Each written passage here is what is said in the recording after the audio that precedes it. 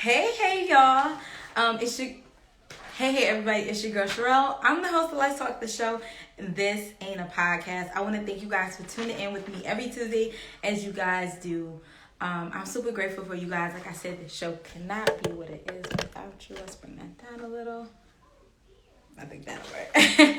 But anyways, we have an amazing show for you guys. I really can't wait. We have Robert Courtney joining us this evening, and we're going to be discussing networking next to you, as well as collaboration over competition, especially in today's society. But before we get the show started, I want to make sure you guys are following me on social media. You can add me at Miss Carter _1x on Instagram. You can also add me on let's see here. You guys can also add me on Facebook at Cherrell Carter. I don't really operate on Twitter. But yeah, and you guys know before we get the show started, we have to ask, what are you grateful for? And I'm going to say that today I am grateful for. Today I'm still grateful for another day to do it again. I feel like I've been tripping lately. I've been slipping, so I'm always grateful to have another day to try this again. So you guys go ahead, drop in my comment section something that you're grateful for. And we're gonna go ahead and get our special guest on. I can't wait, you guys. I've never seen that before. Hello. Hi, how are you? I'm well. How are you? I am doing well. That's good. I'm so happy to have you here today. I'm happy to be here with you. Oh, okay. So the ritual is that when you join the show, you got to give us something that you're grateful for. I am grateful for my family, for my health, and I'm grateful for doing things that I love. Oh, I love that. I'm grateful. Okay, God, I changed mine. I'm grateful for doing things that I love. Can I get even more specific? I'm grateful for the ability to provide for myself and family doing the things that I love. Oh, all right, God, I changed mine too. Can I have his? That's what I'm grateful for. I want to change it to that one. So it's so nice to sit down with you. Honestly, I'm really excited that I get to talk with you so soon, just because I feel like recently I've only just begun recently following you on social media. So I'll let you introduce yourself. Tell the audience a little bit about you. Okay, so there's a lot. I'll try to keep it short and sweet. I am an entrepreneur. I am a barber turned entrepreneur. I went to work inside a barbershop in 2004 after getting fired from a job. And then after working for a couple of years, the lady that owned the shop decided that she was over it and she didn't want to be a barbershop owner anymore, which opened up an opportunity for me to finally run a business. And I decided to hop on that opportunity. So the job that I got fired from, I had a 401k and a little bit of money saved. I borrowed some money from some family and friends and decided to buy into the shop. She made me a partner. About a year and a half later, I bought her out as Clientele, and my business got better. And then after I bought her out, I realized really quickly that I didn't want to be a barbershop owner. Like, I liked the idea of owning, but I didn't want to own any more barbershops. So I had to figure out, what can I do that doesn't require me to be physically involved in the shop? Like, how can I make money while I'm sleeping in my bed was my thought process. And so I decided to start a lifestyle brand called Unique Collection, UNEEK. And the idea was that if I could create this brand that people would buy in stores or buy online, then I wouldn't necessarily have to be involved. The system would produce the revenue, and I could do that from anywhere, and I could do it while I was sleeping, physically be at the shop cutting hair. So that's what I did. I launched that brand in 2008. It is still going very strong. We actually had our strongest year for my Unique Collection brand in 2020. In 2021, looking like it's going to surpass 2020. Wow. So we started a relationship with a major vendor that's really just like propelled our business to heights that we didn't expect to go to. That's been awesome. And then from the barbershop and the clothing line came the requests for conversations like this, just to gain insight, knowledge on how did you guys use social media as your primary tool to grow your fashion brand. And so the first client we had was this client called Oxy Water. It was like a Gatorade, Powerade combination. And they were new out of Columbus, Ohio. And they asked us to help them market their brand in the area of Michigan we lived in, because they were able to get a contract with Walgreens. And they didn't have any presence or no one knew who they were. So they reached out to us and asked us to help them with a social media campaign back in 2012 to spread the word. And so that was our first client. And it's Robert, Courtney, and Associates came about because the only way I could get the contract was if I started a marketing company, an LLC for a marketing company. And so I went out, know what to call it. So I was like, I'm just going to call it Robert, Courtney, Associates. The rest was history. That was my first big marketing account. And we did that for about a year.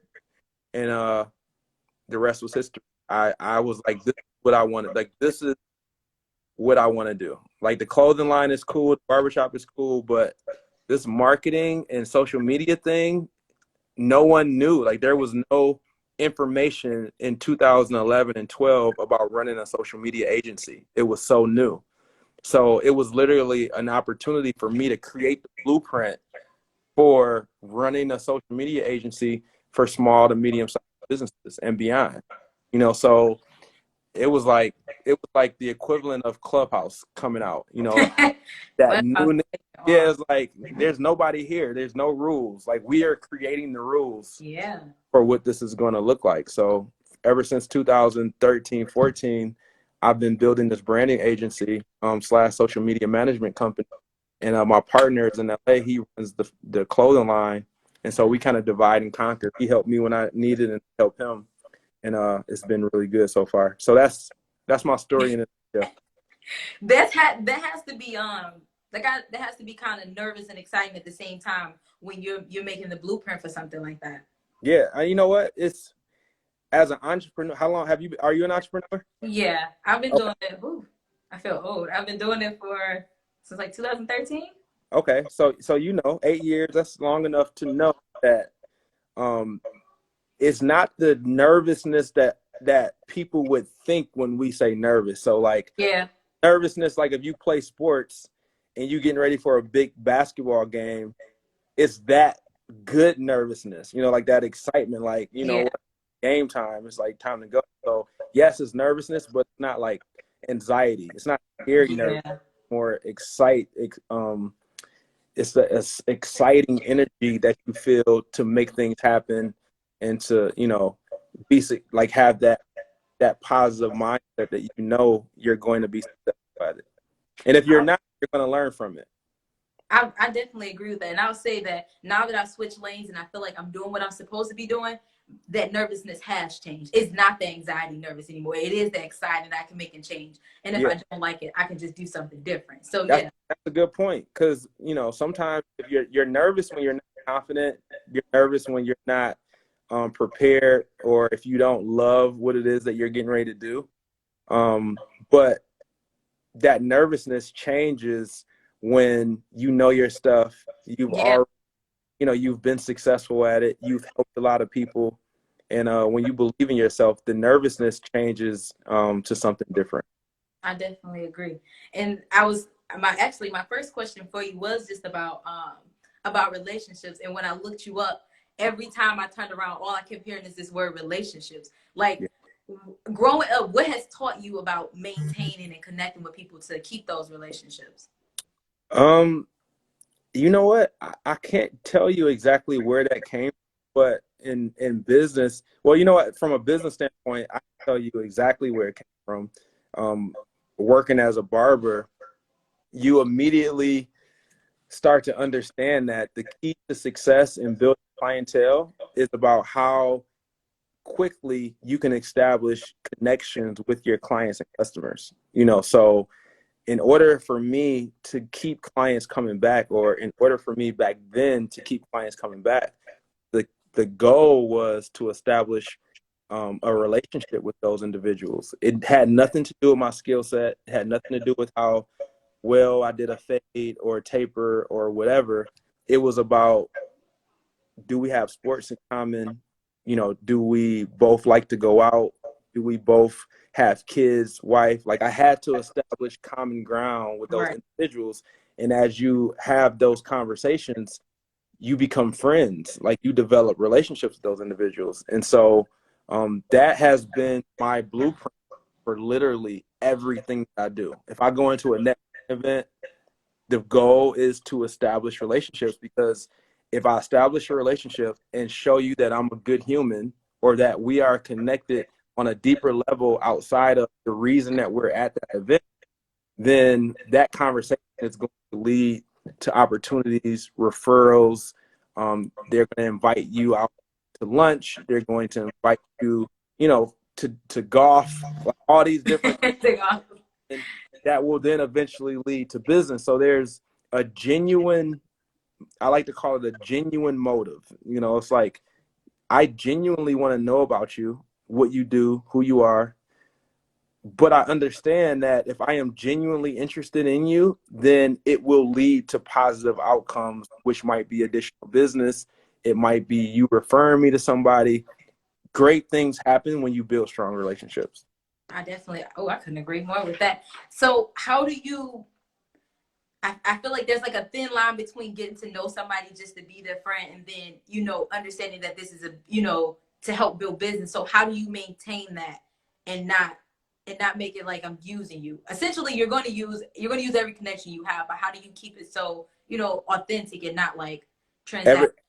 I don't know how to not be genuine and authentic. So like for me, everything comes from an authentic, genuine place. Like, I don't, in any conversation, any business deal, every single relationship, whether it's related to money or not, on my end, my contribution to that situation is always 100% genuine. And that hasn't always been the case. Like, I've evolved to that.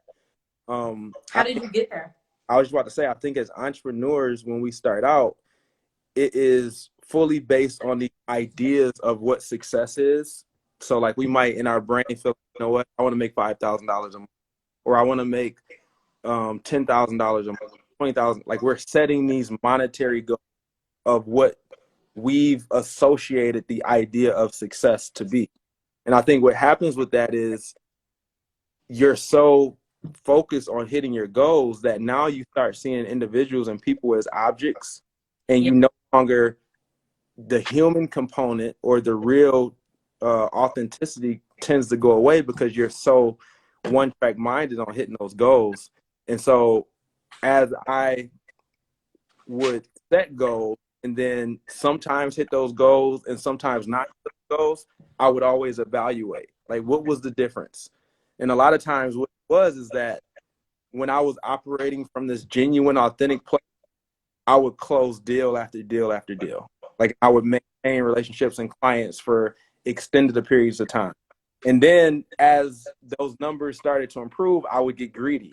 So then in my mind, it would be like, man, I am Wow. see my goals. I need to go harder to make sure I kill it. And then the clients that I had would start to fall off, or I would start to have problems or complications, or there would be little things that my ability to scale would constantly not work out, because I changed my target. It was no longer about maintaining relationships. It was about reaching my goal and hitting that dollar amount. So after doing that, so many times, it was like, you know what? I have to change my approach and realize that the most important thing is approaching everything from an authentic, genuine place. And regardless of how much money I make, as long as my family is fed and I'm happy and I don't feel, outside pressure from like bills and these type of things, like, what am I really worried about? Like, what is hitting these goals for? Like, it's as soon as you hit one goal, you're only going to be setting another goal to hit that goal. So that for me is how I think I've been able to change my approach, when I realized, like, at the end of the day, you're going to make more money by being 100% authentic and genuine than you will if you have these materialistic or money go, and everybody's different, you know, obviously different things drive different people. But Right. for me, I would rather have these great, authentic, healthy relationships and make some decent money versus making all the money in the world and having these relationships that are just kind of surface and not, you know, authentic, genuine situations. So, Wow, I love that. I think it shows that you truly value just being a good person. And I think that social media has really kind of taken away that characteristic in people. Like you don't have to be a good person; you just have to get what you want and keep it moving. And I think that relationships, like you just said, when you build healthy relationships, great things happen. well, you also attract what you are, Yeah, right? If you want those type of people in your life and around you, then or I'm sorry, if you have those type of people in your life and around you, then that's probably a reflection of who you are at your core, right? So I like for my tribe and the people that like truly rock with me, they are a lot like me, and we do everything from an authentic and genuine place. And you know, it's like you can sniff, you can easily sniff out the individuals that are not that way, and it's just like that's not the type of people I want to rock with. So that's dope that you made that comment about your tribe because I seen you I think it was a status or something you made that you just shouted them out and you were just saying like they're the most consistent people you know, and it's not up for debate. Like all day, my team is the greatest team ever, and it's not up for debate. Like I will put my team up against anybody, and it's not about talent, it's not skill, it's straight up about consistency, loyalty, and like when I call them, if it's within their power, like they're gonna make it happen. And like to me, like I come from a team oriented background. When it comes to sports, you know, it's like right. you can't do it by yourself. Like you have to have a team that you trust. You know, it might be one person, it might be 10 people, but you have to have that support system to reach your fullest potential. And a lot of people will be like, you know what, I don't need anybody, I can do it myself. But Yeah. you're gonna burn out. Like your relationships and your clients, it's gonna be hard to sustain it over time.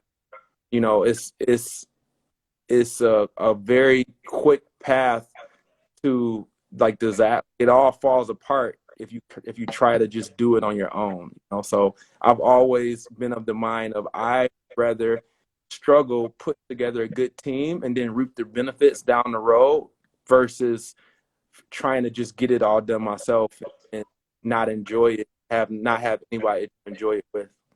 Yeah. Got a comment that says surround yourself with people who are going to constantly push you and help you grow. That's it. That's the game right there. I think that's people is underrated. I Yeah. think I think the quote is what if you want to go fast, go alone, but if you want to go far, go with somebody else. Yep. I think I'm just putting my screen off because I'm like all blurry. no, you're fine. I think yeah. I think that we live in such a this actually kind of just leads into what I really want to talk with you about. We live in such an individualistic kind of like society. Nobody understands community. Yeah. And I think that I've seen a lot more people kind of incorporate the community aspect into their business to find out that's how you grow once you get that community. So I see a lot more people going cousin or best friend. It's like, yeah, when you start to include people and make them feel like they're part of you, they're more than likely to kind of just go with whatever you have and really connect with you. So how do you I think since we do live in that type of society, collaboration over competition, what have you learned or what has business taught you about collaboration over competition?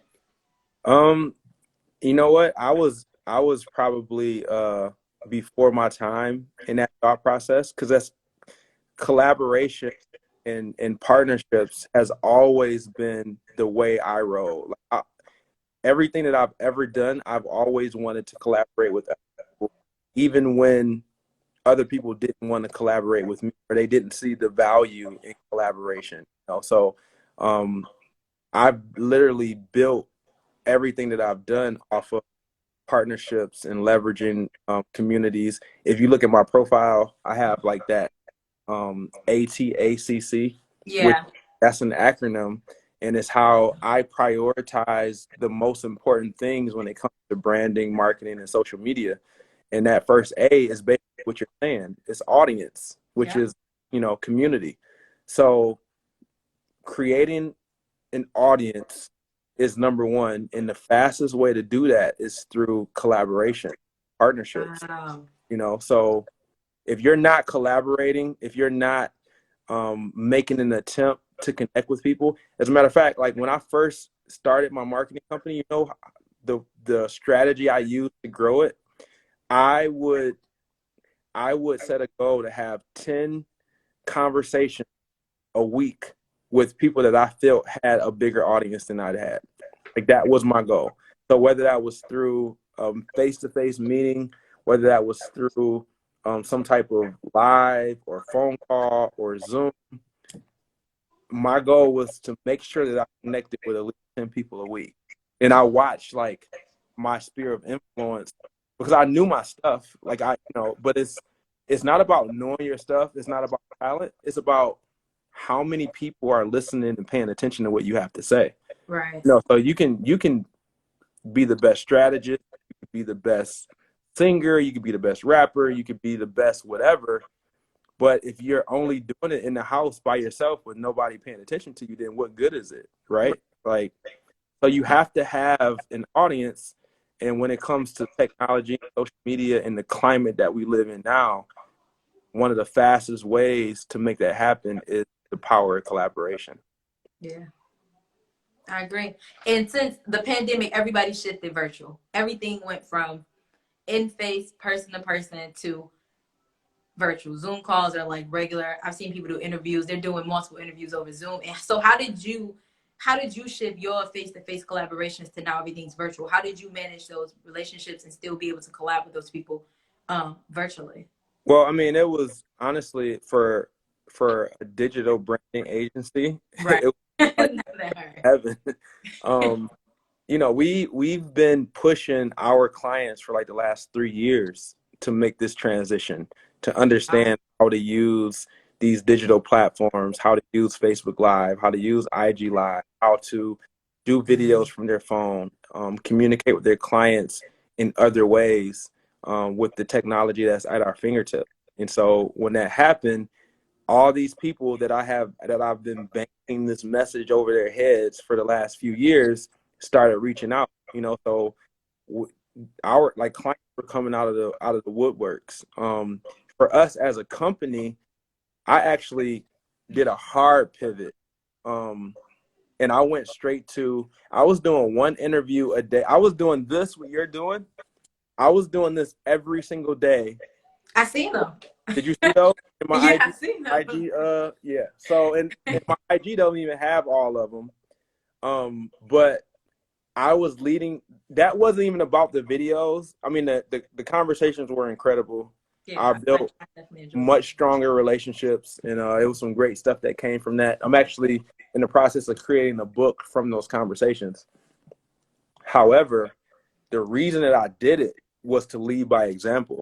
It wasn't really it started off as me just trying to show my clients, my network, my people that rock with me, like, this is the new wave. Like, this is where we're going. And then everybody's doing it now, but in March of 2020, it was like, what do I do? Like, how do I, and it was like, you just jump right in. Like, you might not understand the software, you might not understand the technology, but I'm starting from scratch too. Like, we jump in and we figure it out along the way. Like, that's my approach. Like, get in, the audio might not work, the video might go down, like, you might have all these technical complications, but at the end of the day, now our company is hosting like 5 broadcasts a month for clients. They're paying us to run their broadcast. That was literally a skill we picked up over the pandemic. Wow. Just out of a need to create content in a way where we don't have to physically be with the person that we're talking to. So we were prepared for it more than other people because we operate in this space, but there were a lot of things that we had to figure out, and I dove in, and we got we got it worked out, and that's probably the bigger principle of that question. Just start, like, just do it. Like, Stop thinking about it. Just dive in, try it. And if a couple people have something to say, so what? Like, who cares? Everybody has something to say about everything. Like, who cares? That they do. Whether you do it right or wrong, it doesn't matter. Somebody gonna have they will something. have something to say. I feel like I'm watching this. Like I watched you had a video. I watched it yesterday. I think it is called Just Start. And I'm like, when you were talking, I'm like, wow. I was like, Just get started. just watching this video again. I love it. Yeah. Okay, let's see. We got a question here. I'm gonna take a question.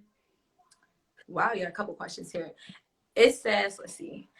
Did you ever do work for free starting out? Or what advice would you give to others who are starting out? Oh my God. I still do free work. Really? See, this is the thing.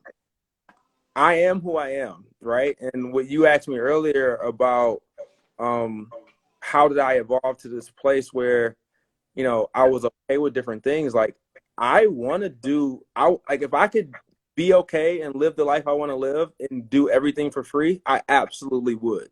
Wow. Like, that's who I am in my core.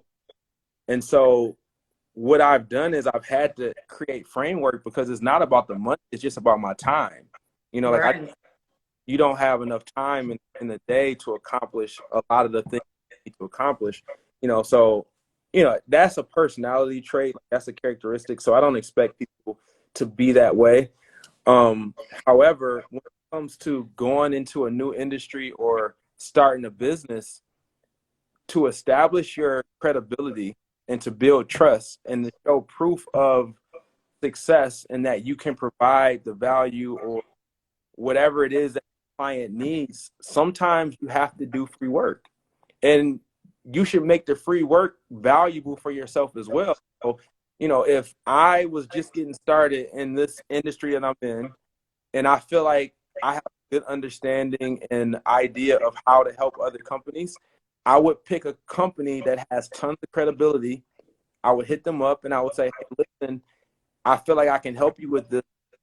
Will you allow me to give you proof or show you how I can grow your audience, or how I can help you generate leads, or how I can create more partnerships for you, or whatever value I want to bring to that particular company?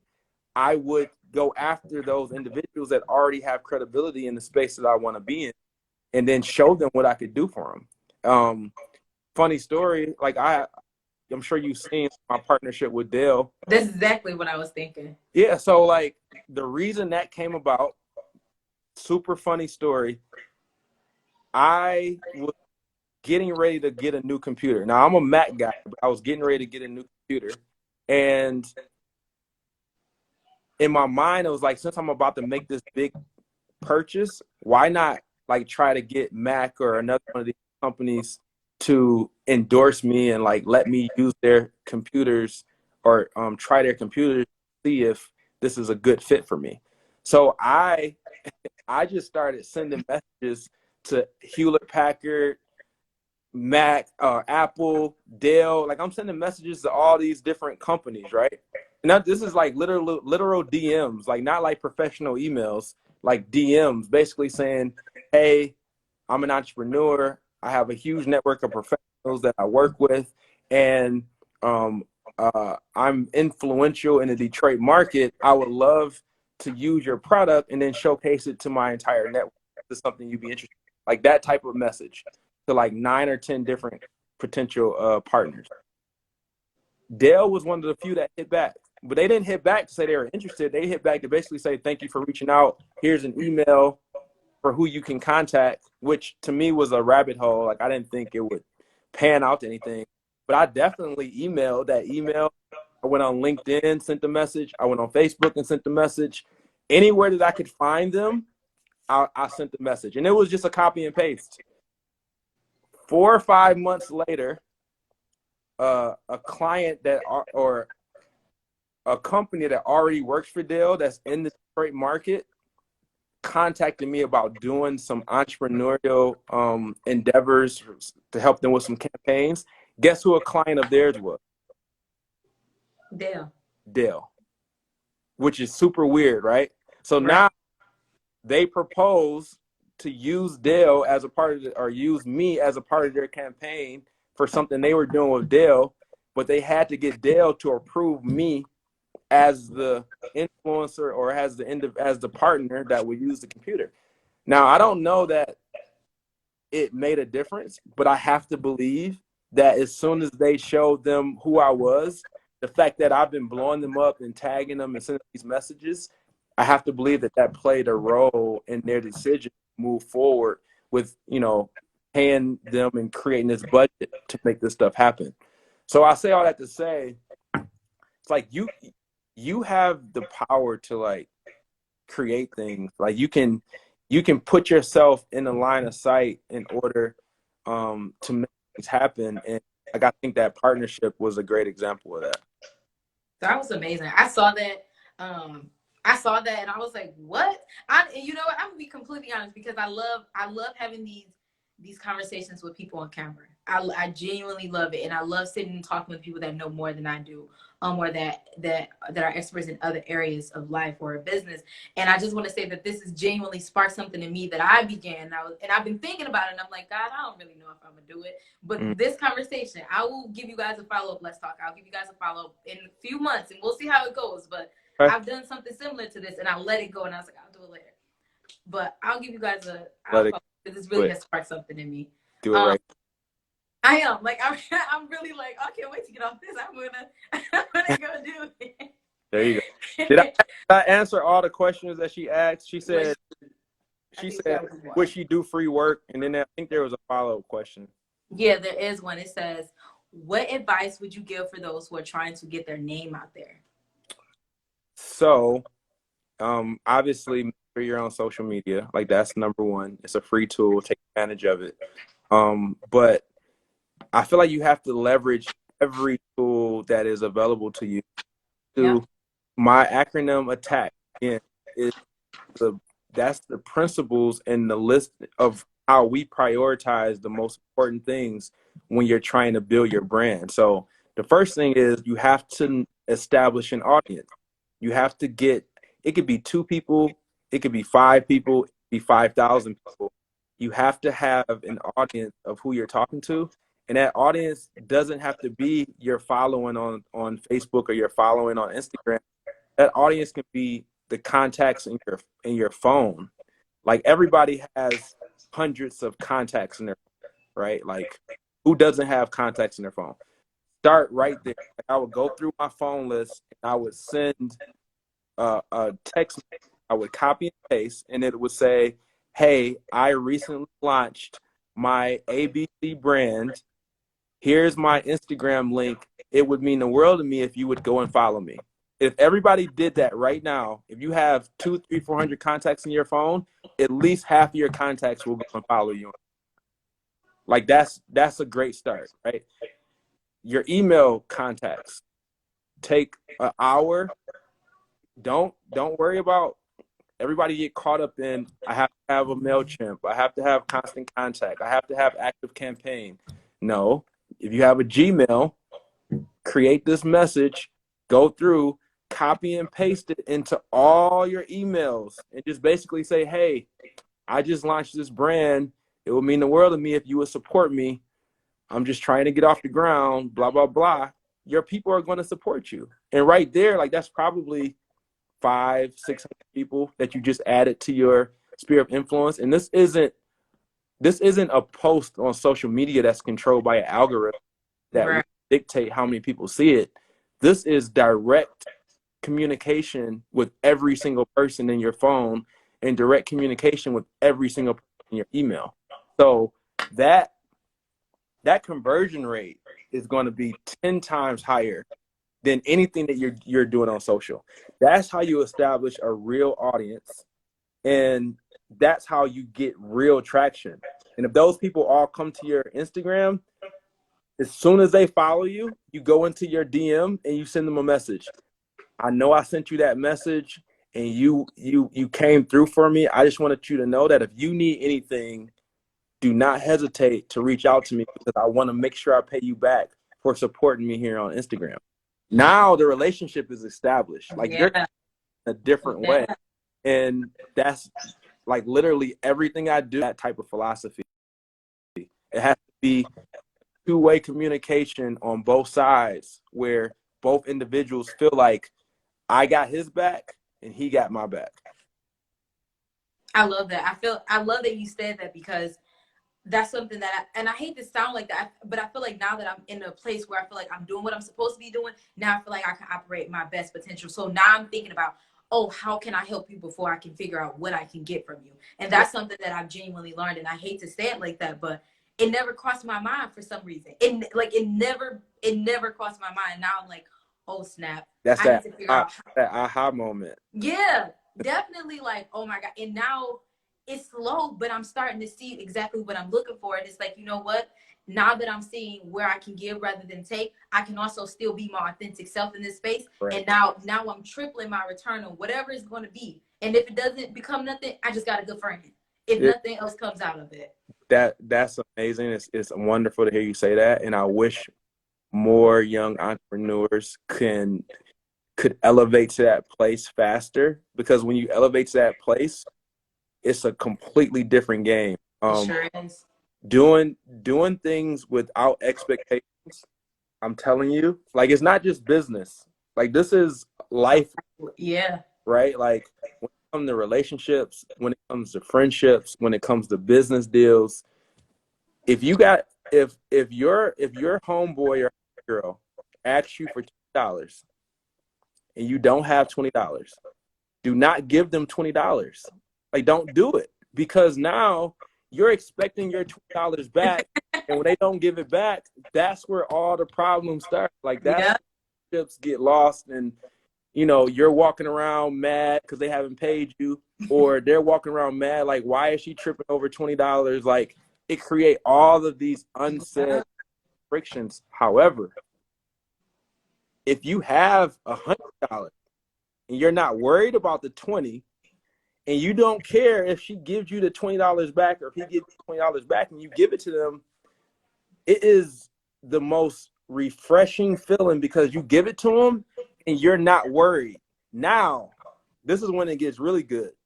When they give you the 20 back, that's the greatest thing ever. Like, oh, I wouldn't even expect that. Yeah. You know what I'm saying? Like, it's the exact same thing. It's just your perception and your thought process on giving that $20 was just different.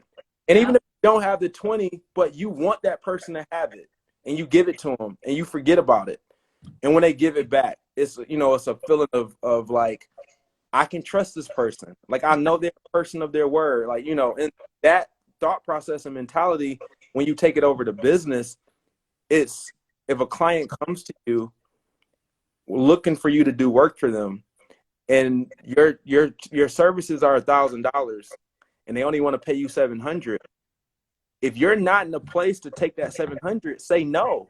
Like, just turn it down.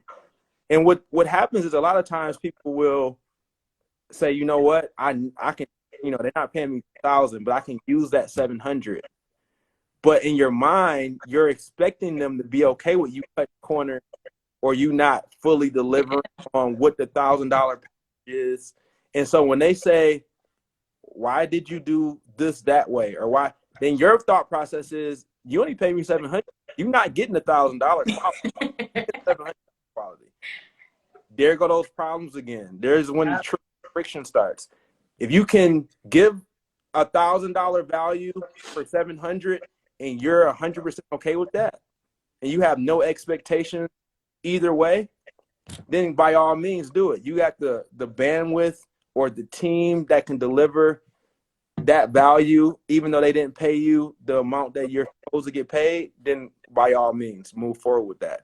But if you're not in a place, it's better for you to say no, turn that client down, than to put yourself in a situation where you're thinking twice about the value you're going to deliver, because that game is going to turn around and bite you in the butt way faster than you just not taking the deal at all. Exactly. So it's the same principle in a business situation. Yep. You're going to save so much by saying no. You won't risk burning the relationship, providing poor quality and damaging either of you guys' reputation. You're going to save a lot more by saying no than just accepting less than what you can take at the moment. Absolutely. I love that. And I hate that I just did a lot of research on you, just like over the time frame, and I know that I think you made a status again. You made a status and said that if you can't do it, just say no, and people are going to remember that versus just saying yes and not being able to deliver. Yeah. So I definitely agree with you there because Yeah, I it's not easy. Like it's not easy getting to a place where you can have that mindset. But when you arrive, like it's the greatest thing ever. It's about peace. Like you yeah, want to operate with a peace of mind and yeah, do that. Like it makes life better. It makes business better. Like your relationship. People they tend to interact with you in a different way, and that's really what all this is about. Entrepreneurship and being a business owner should really be about peace and flexibility, in my yeah. opinion. I So agree. I agree. And I definitely agree with flexibility because there are going to be so many things that change on the way to a goal. And the one thing that shouldn't change is the goal. It just has to be the method that you have to be flexible with because it gets rocky and it gets real rocky, real rocky. yeah, if So it's I not, really want. not Sorry, go ahead. What'd you say? I said if it's not rocky, then it's not entrepreneurship. Like you're doing Yeah, something. I'm really scared of your business if everything is smooth sailing. If it's perfect, you'll have no issues. I don't think you've really done anything. Then I can't. Yeah, I don't feel comfortable working with you. yeah. I wanted to ask you, being a barber, you understand how you can learn a lot from the person next to you versus the person above you. And why don't you think people push more the idea of networking next to you versus, trying to go for the big name? Um. So I think that's just more of that's more of just like a human issue more than it's a business issue. I just think society, social media, like all the things happening around, like they fill our minds with like all these aspirations of what other people are doing, and we see ourselves in those individuals, and then we want to go after and be like those individuals. And the reality is, next to us don't look like the people we see online. They don't look Ooh, yeah. the people we see, on Instagram. And so that's why they feel like those people next to us can add value or give them what they need in order to succeed. But you know, I, I've always, I've always been more of I'm like a professional listener. Like like honestly, like my talent in team building, my biggest talents, honestly, this is probably going to be a little bit of a surprise to you, but my biggest talents is in listening and team building. Obviously, if you say I'm a professional listener, like no one's going to want to do business with you. And if you say I'm great at building teams, like you might be able to find something out there that needs you to build a team, but it's not, you know, like a marketable service, right? Right. So I package it as a brand company because I love storytelling. Like I love hearing like people's adversity and then how we could take that adversity and the challenges that they face and put it into a package that people resonate with and connect with, online or wherever we put it. But for me, listening is what allows me to get clients. So like when I'm having a conversation with a client that's interested in our services, I ask so many questions. Like I'm so in tune to understanding what their pain points are, what is preventing them. And sometimes it's not like their business. Sometimes it's like their confidence, they're insecure, they're worried about what other people are going to say. Like I'm decoding those things. All these qualities I learned as a barber, I'm decoding these things. And the reason I bring that up is because as a barber, I watched the people around me to see what was their conversations like and how were they able to keep customers in there. And then I would piggyback and use their conversations and test them out, see what worked for my clients. So, I'm a little bit of context. I'm from Romulus, Michigan, where are you at? I'm in Clinton Township. Clinton Township. Okay, so I'm from like right where the airport. Yeah. It's like a 45-minute drive. Okay, so my barbershop is in Southwest Detroit, like right on the border of Southwest Detroit. So I was a fish out of water. Like I went into a shop where I didn't know anybody. The culture was different than I was used to experiencing. So in order to figure out what kind of conversations I needed to have for these people to be receptive and open to a relationship with me was hard. Like, it wasn't easy, so I was like paying very close attention and eavesdropping on these conversations, see what these people liked. And Right. Okay. that's an example of I had to learn from people around me in order to elevate my personal business and start to build relationships. But yeah, I think it's a character trait, it's a characteristic, and I think if more people understood how important it was to learn from the people around them, they would do it more. But they just don't see it like that. They see the glitz and the glamour that's happening on their phones, on their Instagram and TikTok and all these other places, and it creates this kind of fake idea of what I should be looking to for direction, when a lot of times the information and people you need are like right. I agree.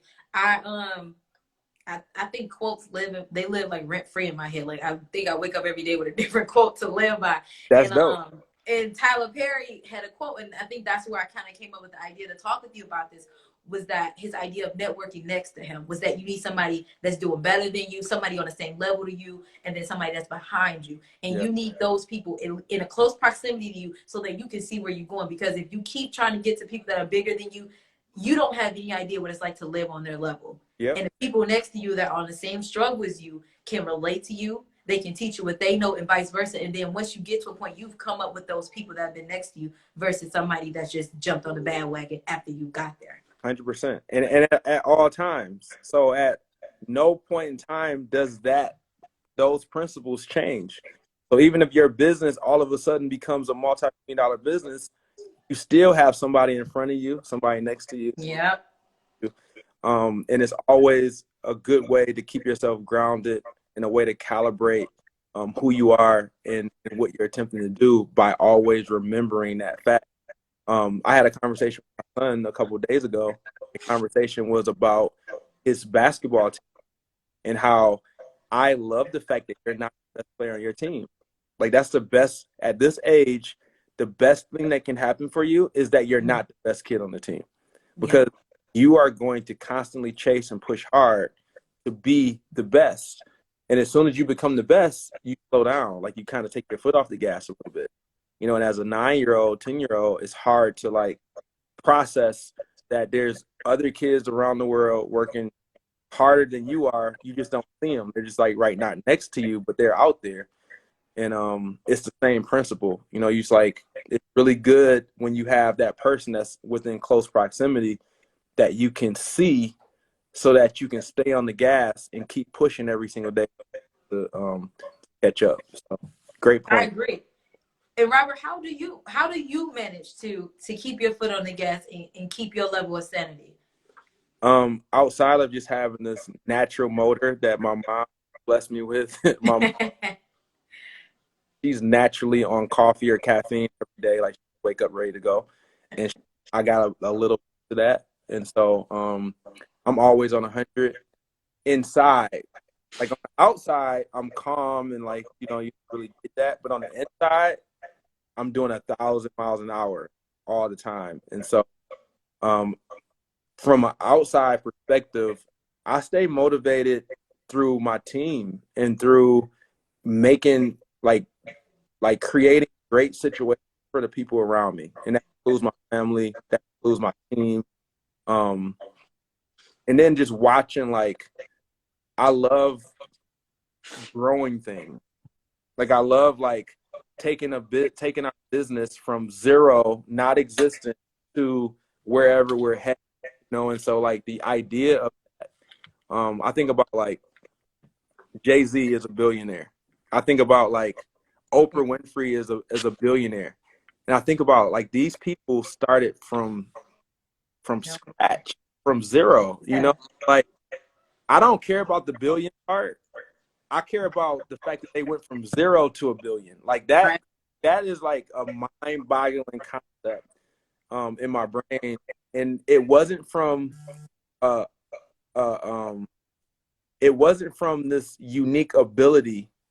Like, I mean, you might can argue that Jay-Z, like rap ability, like, I think his rap ability is average. Like, there's just as many good rappers out there that's at home, doing music in their garage, their basement, in their bedroom.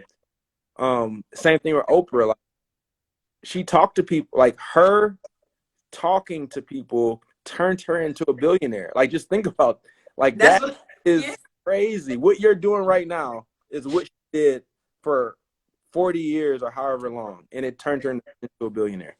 And so, like, that's like my motivation, I guess you can say, is like taking an idea to do some things different and looking at where we started and where we have the ability to grow to with these crazy examples of success, but then also just being proud and grateful of the progress that we've made in a short amount of time.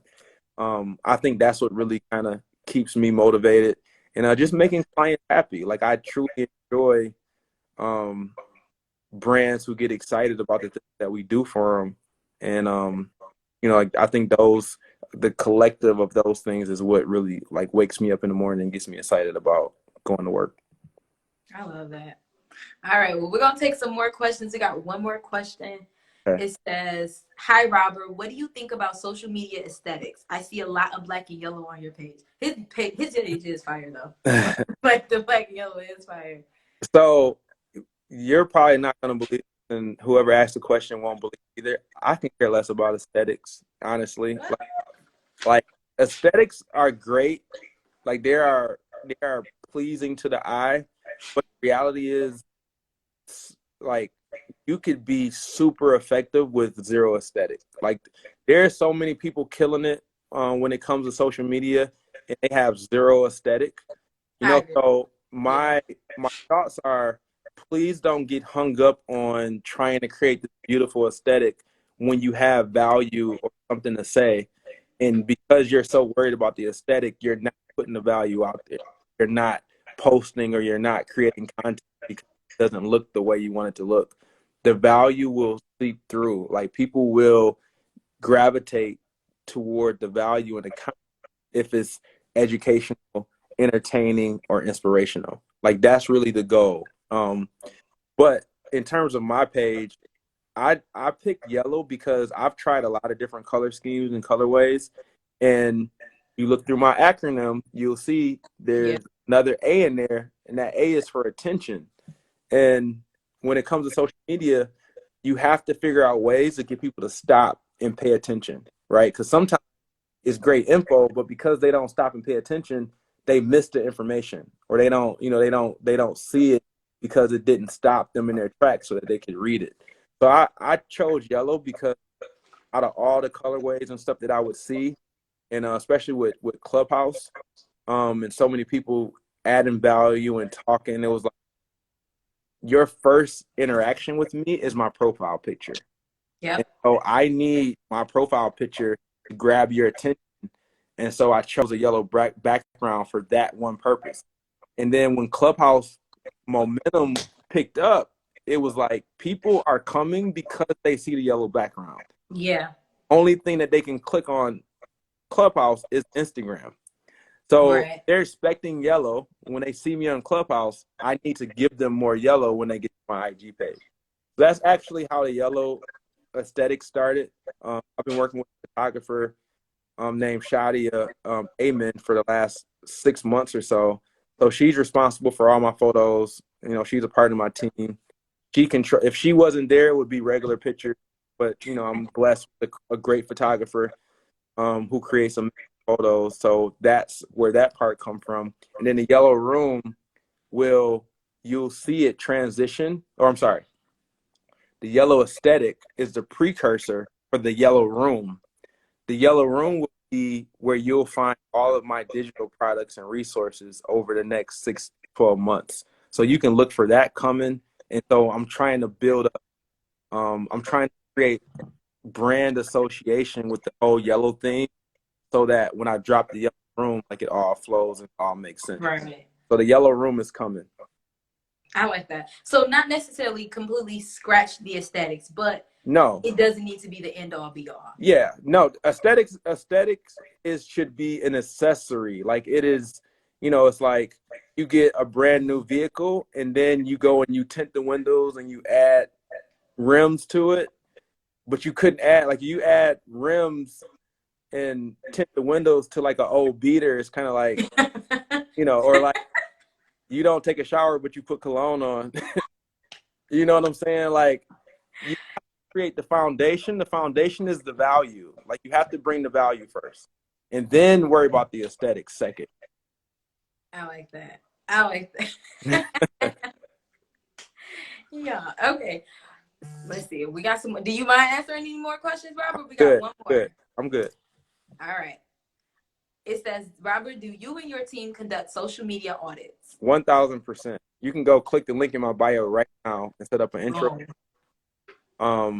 And we will go through introductory session where we will review what you're currently doing and give you minimal advice or present opportunity for you to do a consultation with us or a brand strategy for us to really map out a plan on how to improve your brand, what direction you should be moving in. But yeah, like we do intro calls. It's on my link tree, and that is inside my bio.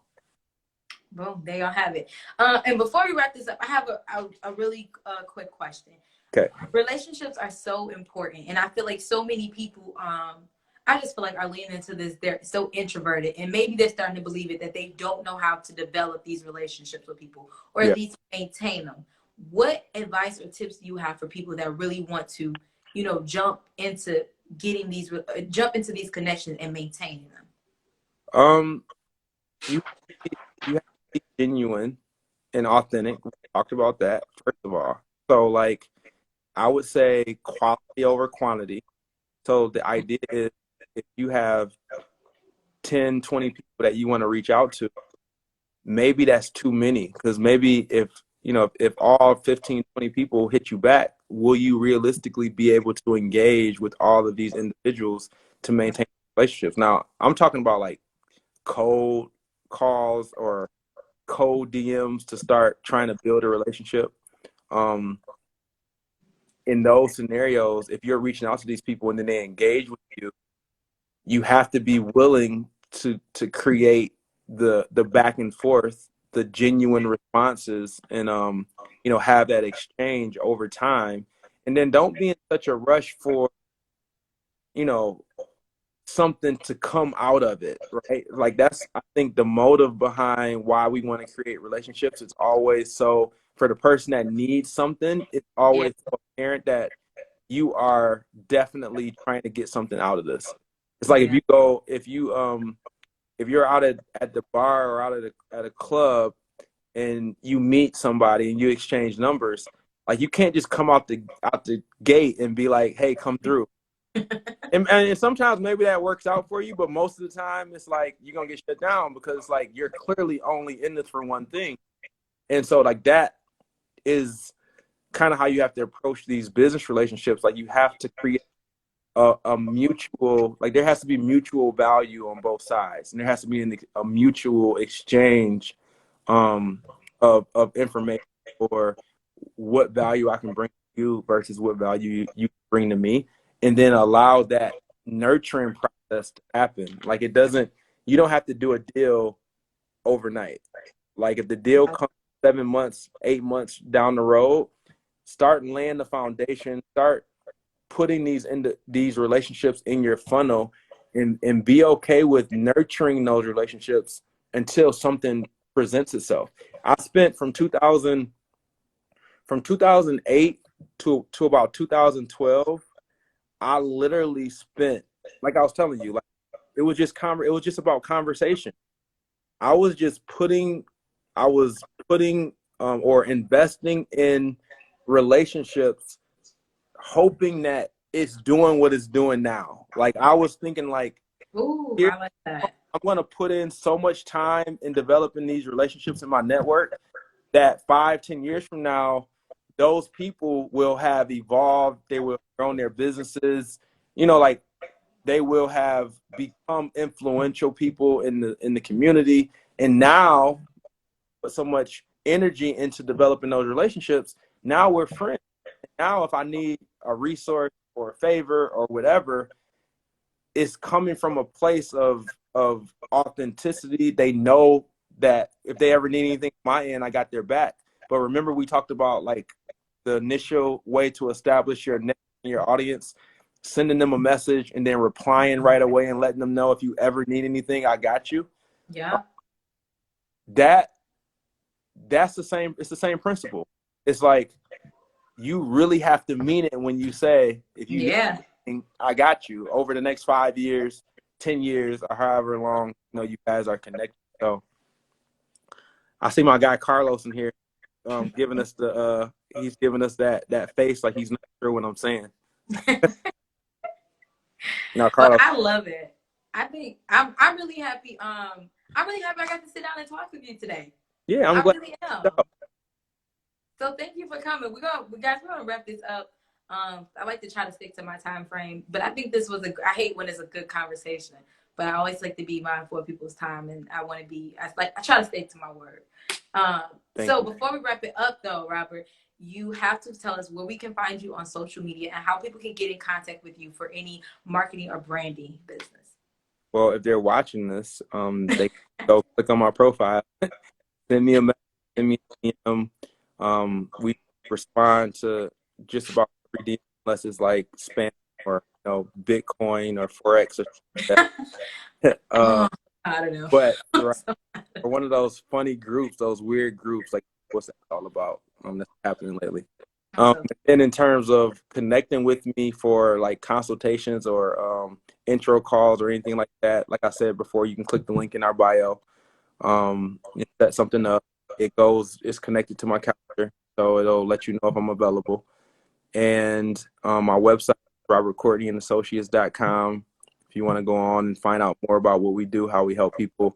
I'm on Clubhouse every Monday at 12:30. We do a conversation around all things social media branding for beginners. And so everyone's welcome to join that every Monday.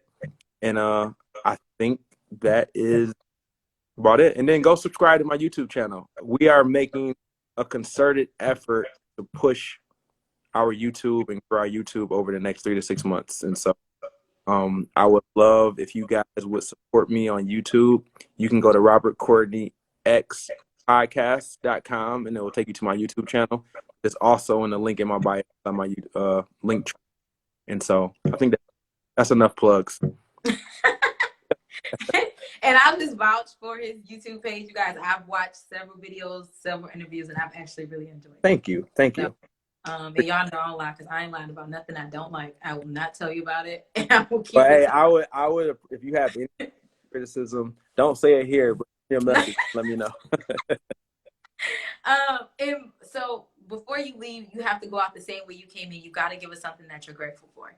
Okay, so can it be the same things or it need to be different? It got to be something different. Gotta be different. I'm grateful for you. I'm grateful for you taking the time to have this conversation for your people, as well as helping remind me of things that I should be constantly thinking about and reminding myself when it comes to relationship building, and things that helped me get to where I am.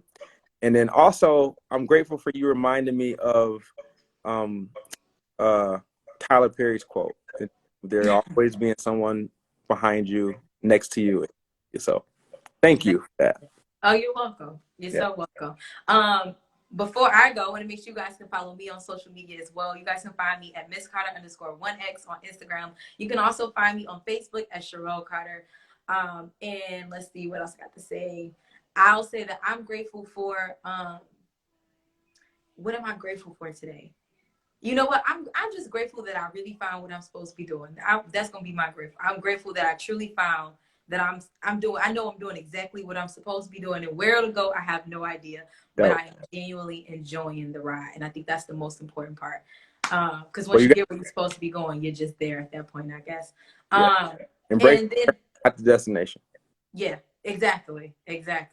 And then make sure you guys use code Let's Talk to get 10% off your purchase from Carter's Gourmet Popcorn. They're somewhere in our comment section, you guys. So yeah, use my code Let's Talk. And if there's nothing else, I want to thank my beautiful audience for joining me this Tuesday, as you guys do every Tuesday. As I told you, I cannot do this show without you, and I'm always grateful that you guys join me. So until next week at 7 p.m., my name is Cherrell On. You guys, I'm the host of Let's Talk, and this ain't a podcast. I'll see you guys next Tuesday.